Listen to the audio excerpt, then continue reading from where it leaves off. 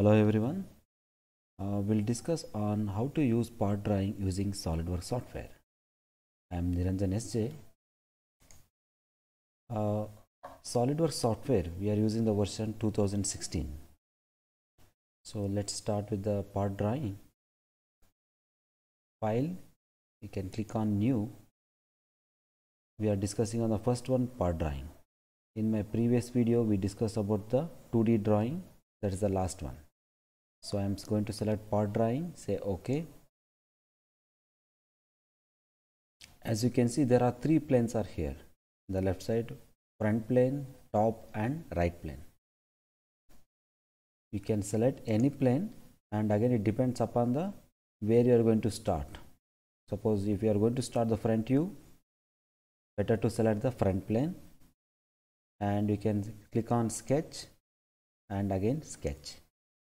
Now we are in a 2D environment. Earlier you are in 3D, now we are in a 2D environment.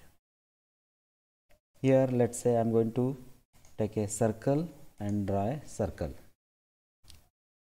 So I am going to assign the diameter of the circle as 100 mm. Now the entire diagram converted into black color. What it means is it is fully defined. I will show the difference. Now we can see it's in blue color. It means I can able to drag it anywhere, and you can see it is underdefined in the right side, in the bottom right side. Okay, so when you assign the dimension, it will become constraint. Let's say 100 mm. Now we can see it is fully defined.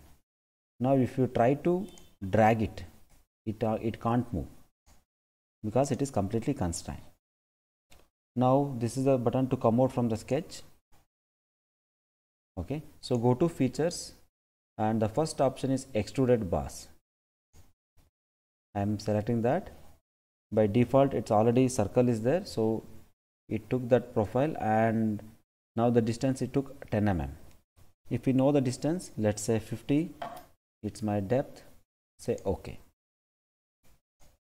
This is about the first one, that is extruded boss. Okay, now I'll explain the next command, that is revolve boss. I am going to edit the same sketch. First you make it as normal to it. I just draw exactly half of it. I am going to explain how to create a sphere. So for that, I draw half circle, say OK. Now you come out from the sketch. Now we are in a revolve command. I selected a revolve, I selected a sketch. As you can see, it is asking axis of revolution. My axis of revolution is the center line. Now I give 360 degree because I need a sphere. Say OK. This is how we can create a sphere. The next command what we have is swept. So for that, I am going to take another plane, let's say front plane, go to sketch. Here I draw a, let's say I will take a rectangle, and I am going to assign the dimension as 30 and another side as 50. 30 by 50. Now you come out from the sketch. I draw this profile in front plane. Now you select another plane, it's exactly perpendicular to it. You can choose top plane or right plane. Let's say I am going to select a top plane, again go to sketch, let it be normal to it. Here I am going to create a path. It means on what path it has to go. This is my path. Now you come out from the sketch, you can go to features, and the command is swept boss. Click on the swept. As you can see, it's asking a profile. So this is my profile sketch. and sketch 3 is the path. It is following the same path what we have created. This is called swept.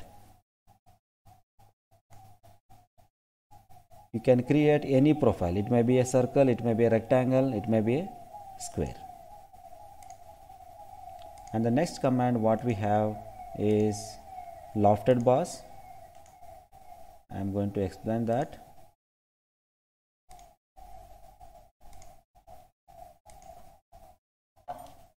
So in order to create a lofted bars, let's say I'll take a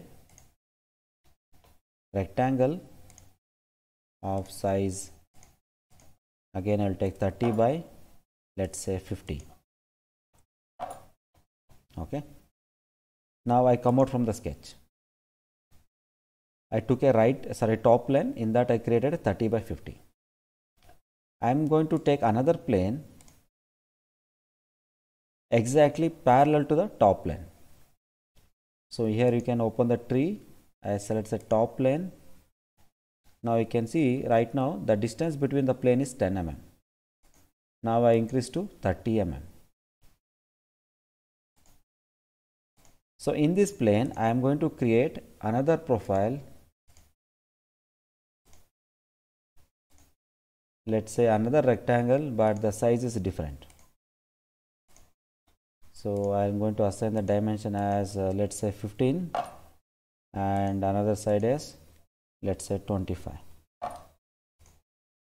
Exit the sketch. Now go to features, you click on lofted bars. See, there are two profiles here.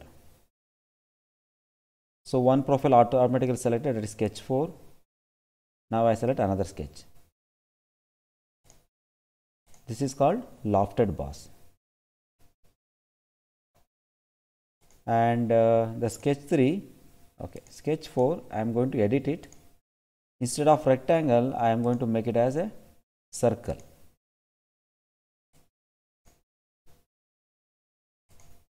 I draw a circle. Let's see the difference. Let's say the circle diameter is 25. Come out from the sketch. See, we can create path like this also. Circle to rectangle. This is called lofted bars. And next command what we have is cut, extruded cut. So for that I will take a plane. Let the bottom as my plane. Go to sketch. Here I will select a, let's say, circle. I draw a circle of dimension, let's say 10 mm. Diameter is 10. Say OK. Now go to features. The option is extruded cut. Click on that. Now we are in the first option, that is blind. If you know the dimension of it, you can go to blind. Let's say 25 is the dimension of a depth of cut. Say OK. Now you can see the whole depth is 25, the cut depth. Again I will edit this. We have another option, that is one is blind, another one is through all. So if we select through all, whatever the distance is there, it will make a hole. That is called through all. Okay. So the next command is whole wizard. The next command what we have is whole wizard. So click on whole wizard, and the first thing is type. As you can see, there are so many types of holes we have. One is counter bore, countersink, and normal hole. I am going to explain a countersink hole. First thing is the position where you need a hole. Let's say my hole is here. Okay. And what is the dimension of it? I am going to make it as constraint. From this surface, let it be 15. And from another side, the distance is, let's say, around 10.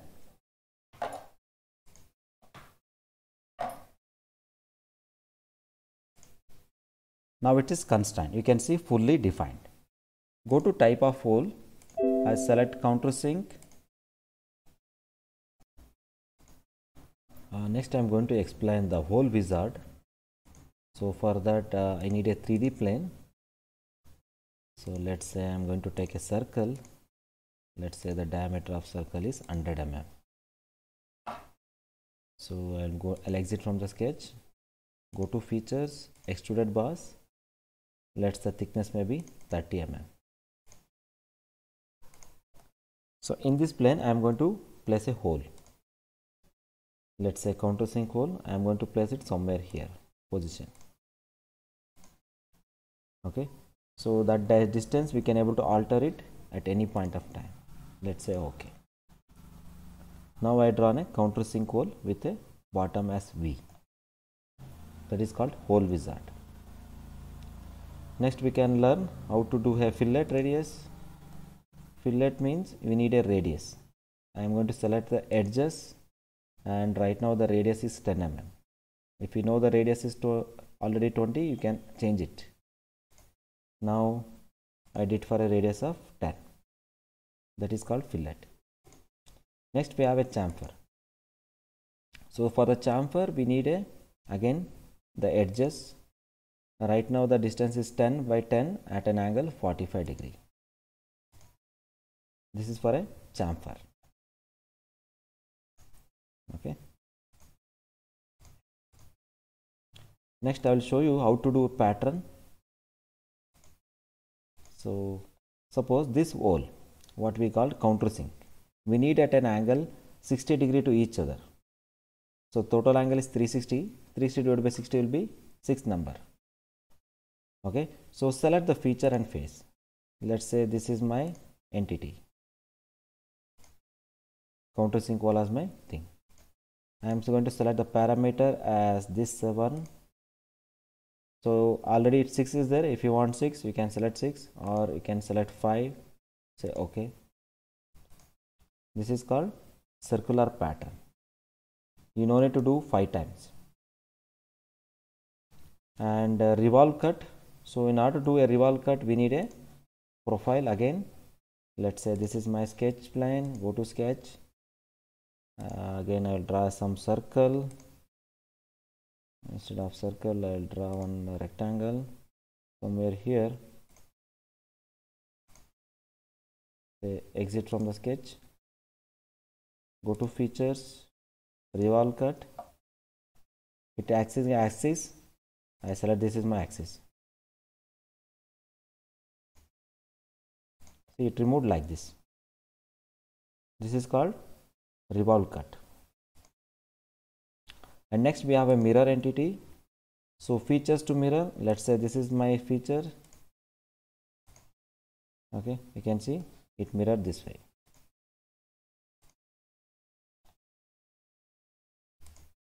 Error is there, 1 minute. So mirror entity, select the features to mirror. Let us this is the feature, and the face this one. Say okay. This is called mirror entity. So we discussed about revolve cut, hole wizard, fillet, chamfer and pattern. Thank you.